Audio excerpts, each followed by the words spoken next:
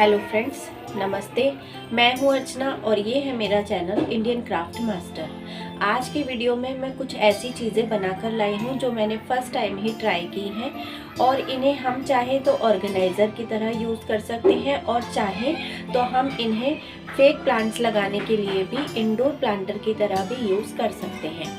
I hope कि आपको मेरी कोशिश अच्छी लगेगी। चलिए वीडियो स्टार्ट करते हैं। सबसे पहले मैंने जो ऑर्गेनाइज़र बनाया है उसमें मैंने इस तरह के खाली डिब्बे ले लिए हैं। कोई से भी बॉक्स हम ले सकते हैं। अब देखो ये कार्डबोर्ड है, इस पर बना तो कुछ और रही थी पर फिर मैंने सोचा कि ये पहले बना लेते हैं।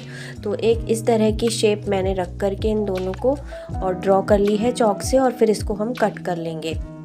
ये ऊपर का पार्ट मैंने हटा दिया है और ये क्रीम का डिब्बा है और वो दूसरा हमारा एक पेन होल्डर था, काफ़ी पुराना है तो मैंने सोचा इसको रिसाइकल करते हैं। तो अब इन दोनों को हॉट ग्लू से हम यहाँ पर अटैच कर लेंगे और इस वाले ऑर्गेनाइज़र में जितने बड़े मेरे पास ये बॉक्स हैं बस उतना ही मैंने शेप लिया है।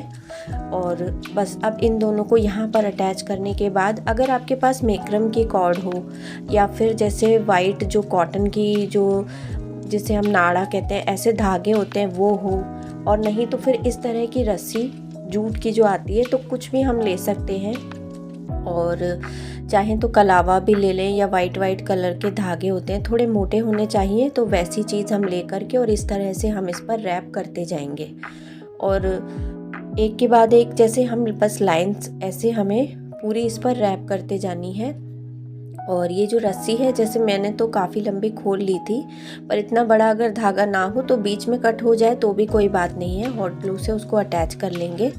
और उसके बाद हम यहाँ पर इसको एक के ऊपर एक ऐसे रैप करते जाएंगे और ये एक शेप ले लेगा, बड़ी प्यारी सी ये शेप बनेगी।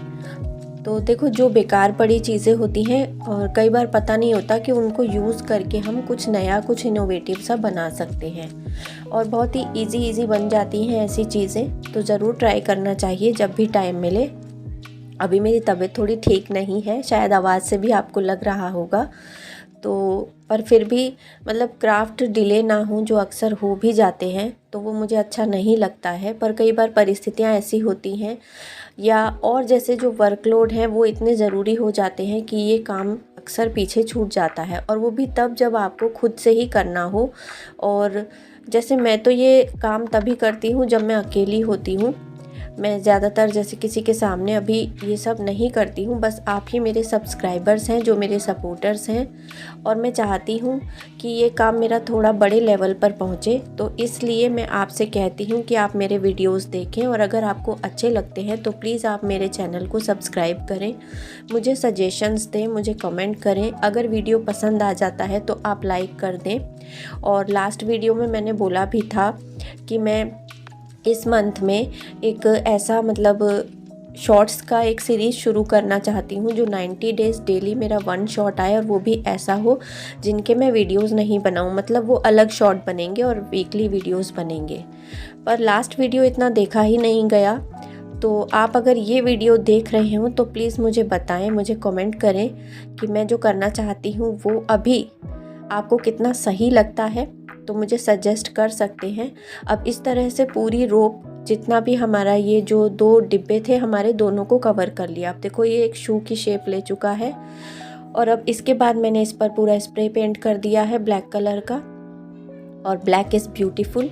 बस अब ब्लैक और रेड का जो कॉम्बिनेशन होता है वो वैसे भी बहुत प्यारा होता है। तो अब यहाँ पर एक छोटा सा जैसे हेयर बैंड होते हैं ना, ऐसा पुराना सा मेरे पास रखा है, उसमें से निकला हुआ फ्लावर वो लगा दिया। ये छोटा सा कहीं से स्टिकर मिल गया है वो लगा दिया, और थोड़ा बहुत मैं स्टोन्स वाले स्टिकर से इसको डेकोरेट कर लूँगी।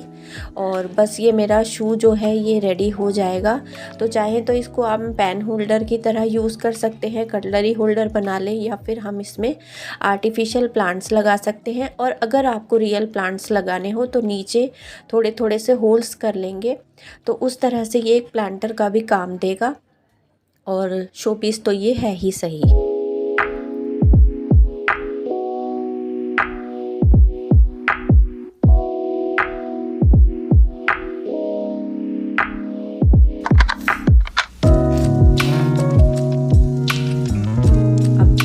दूसरा वाला जो मैंने ऑर्गेनाइज़र बनाया है वो भी शू शेप ही है, पर ये भी मैंने फ़र्स्ट टाइम ट्राई किया है।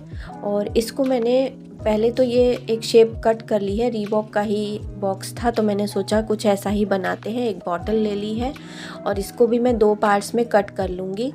और देखो ये नीचे वाला पार्ट तो एक ऑर्गेनाइज़र या होल्डर की तरह वर्क करेगा, और ऊपर वाला जो है उसको लगाने के 2 तरीके थे। तो या तो आप ऊपर वाले पार्ट को 2 पार्ट्स में कट कर लें और आगे जैसे जूते की शेप होती है ना, कुछ उस तरह से हम इसे लगा दें।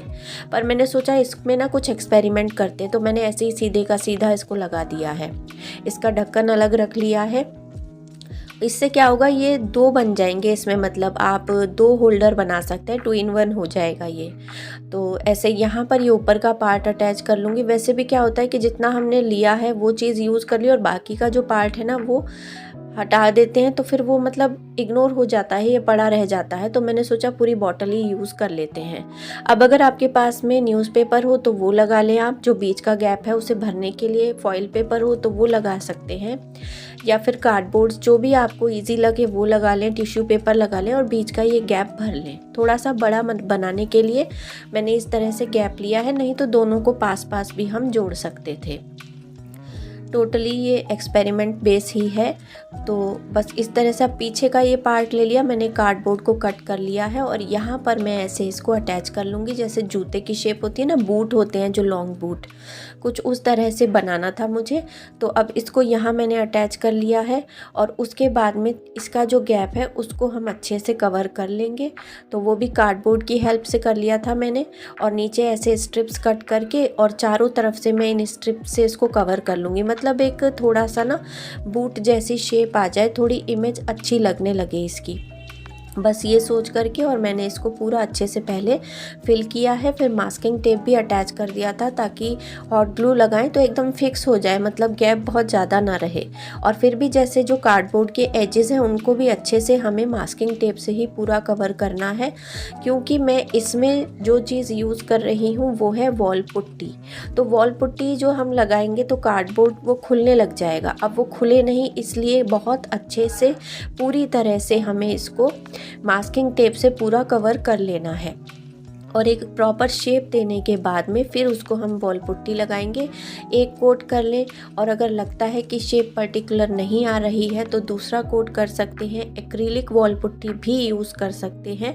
तो जैसी हमें सुविधा हो या जो चीज़ हमारे पास हो वो हम लगा सकते हैं, या फिर हम न्यूज़पेपर से भी या टिश्यू पेपर से इसको कवर करके और सीधा ही फिर हम इसको कलर भी कर सकते हैं।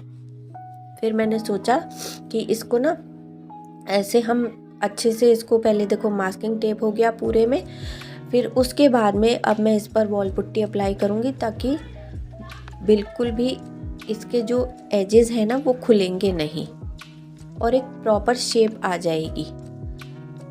तो इस तरह से थोड़ा थोड़ा वॉल पुट्टी लेकर के, या फिर एक्रिलिक वॉल पुट्टी हो तो वो ले लें और इसको अच्छे से कवर कर लें, और फिर इसको हम सूखने के लिए छोड़ देंगे।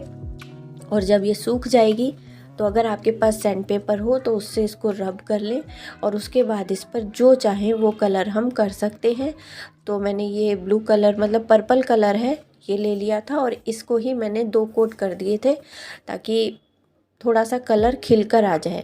और पानी और ब्रश गीला करके, मतलब ब्रश को अच्छे से पानी से जब हम करेंगे वॉल पुट्टी पर तो वो कलर फैल जाएगा।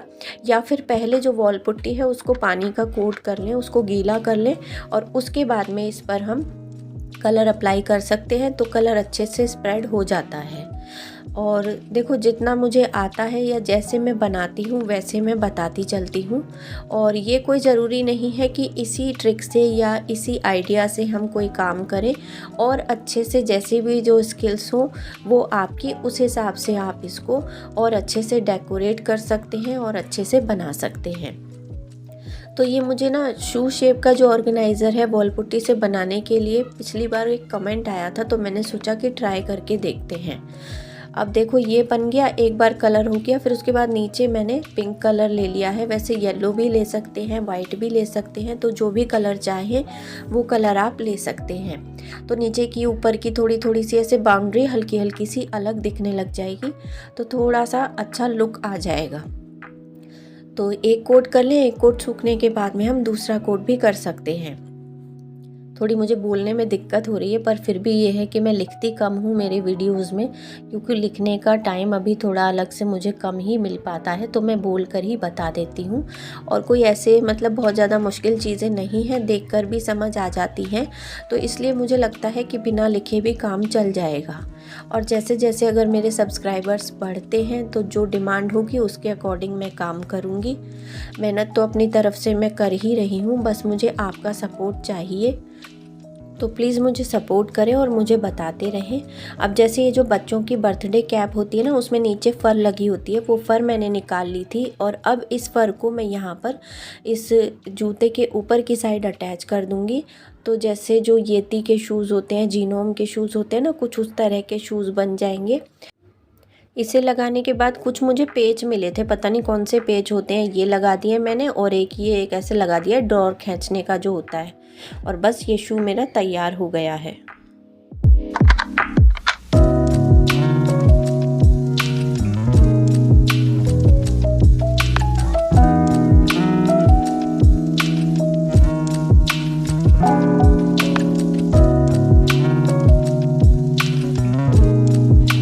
अगर वीडियो आपको अच्छा लगे तो प्लीज़ लाइक करें, और अगर आप मेरे चैनल पर नए हैं तो इसे सब्सक्राइब ज़रूर कर लें। हम बहुत ही जल्दी फिर मिलेंगे, तब तक अपना ध्यान रखें, अपनों का ध्यान रखें, एंड स्टे क्राफ्टी।